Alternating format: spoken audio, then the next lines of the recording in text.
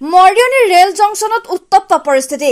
Mariani rail জংচনত প্লেটফৰ্মত থকা ভেণ্ডৰসকলে চলাই থকা ব্যৱসায়িক প্ৰতিষ্ঠানসমূহ বন্ধৰ নিৰ্দেশ ৰেল বিভাগৰ। ৰেল বিভাগৰ নিৰ্দেশৰ পিছতে হাহাকাৰ ব্যৱসায়ীসকলৰ। ৰেল জংচনত ৰেল বিভাগৰ হঠকাৰী সিদ্ধান্তৰ বিৰুদ্ধে প্ৰতিবাদ ক্ষুদ্ৰ ব্যৱসায়ীসকলৰ।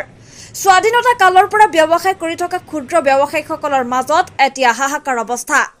প্লেটফৰ্মত প্ৰায় ৩২খন ক্ষুদ্ৰ ব্যৱসায় প্ৰতিষ্ঠান থকা প্ৰায় ১০০ৰো অধিক কৰ্মচাৰীৰ মাজত ৰেল বিভাগৰ হঠকাৰী সিদ্ধান্তৰ পিছতে চিন্তিত হৈ পৰিছে এই ক্ষুদ্ৰ ব্যৱসায়ীসকল। News desk report, any express. আজি 1940 পৰা কণ্টেক্ট কৰি আছো। দেউতা আছিলে, দেউতাৰটো মাহ হ'ল।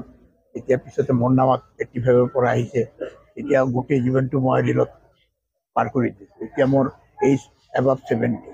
এতিয়া যদি ৰেলে আমাৰ পৰা দোকান লৈ লয়, তেতিয়া আমি কি কৰিম? আমাৰতো একো কৰ্ম কৰিবলৈ সময় নাই আৰু এতিয়া। আৰু ভাড়াবিলাকো আমি ৰেলত আপডেটেড দি আছোঁ। ৰেলৱে ভাড়া বঢ়াইছে, এইটোও দিছোঁ।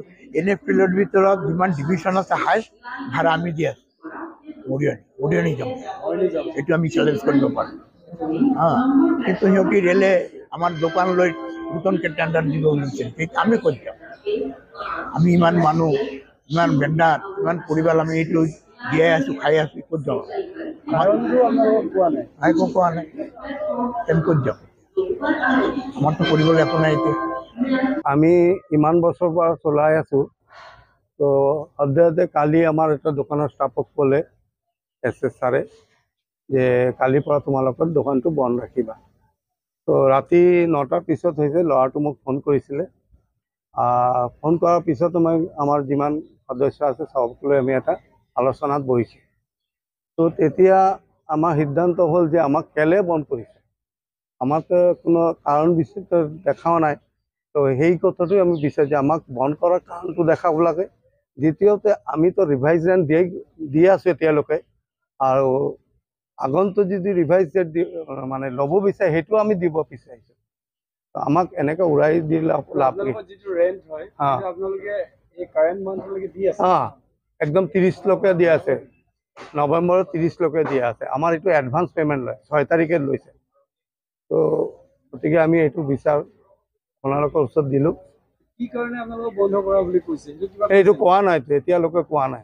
কি বুলি ক'লে? ক'লে ল'ৰাটোক কৈ গ'লে যে কালিৰ পৰা তোমালোকৰ দোকানটো বন্ধ থাকিব। গতিকে সি ল'ৰাটোক পিছত মোক ফোন কৰিলে, মই বাকী যিমান সদস্য আছে চবক লৈ আমি আলোচনা কৰিলোঁ। আৰু তাৰপিছতে এতিয়া আপোনালোকে জানে আৰু কি হয়। বন্ধ মানে আপোনালোকৰ দোকান এৰি দিবলৈ কৈছে নেকি? বন্ধ কৰিবলৈ কৈছে, এৰাৰ কথা অৱশ্যে কোৱা নাই, বন্ধ কৰিবলৈ যি তাক কৈছে সেই কথাটো। প্ৰব্লেমটো মানে কালি ৰাতি হঠাৎ আমাৰ ভেণ্ডাৰ এজনক ক'লে এছে কালিৰ পৰা তোমালোকৰ দোকান বন্ধ কৰিবা।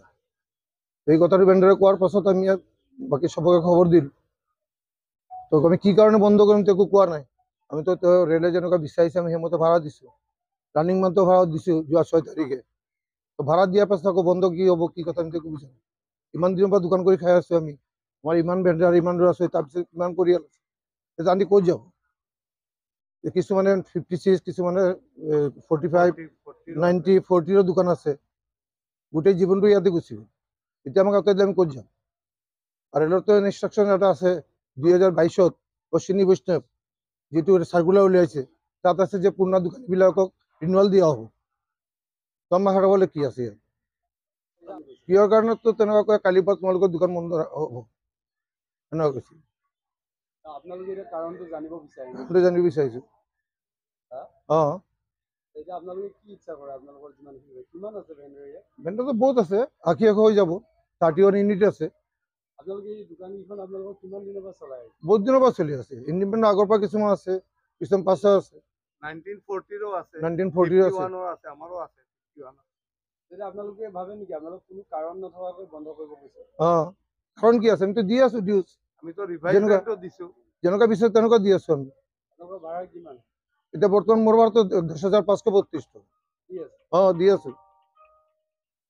আকৌ শুনিছোঁ কিবা এটা ৰিভাইজ আহিছে, অহা মাহৰ পৰা এইটোও বিচাৰিম।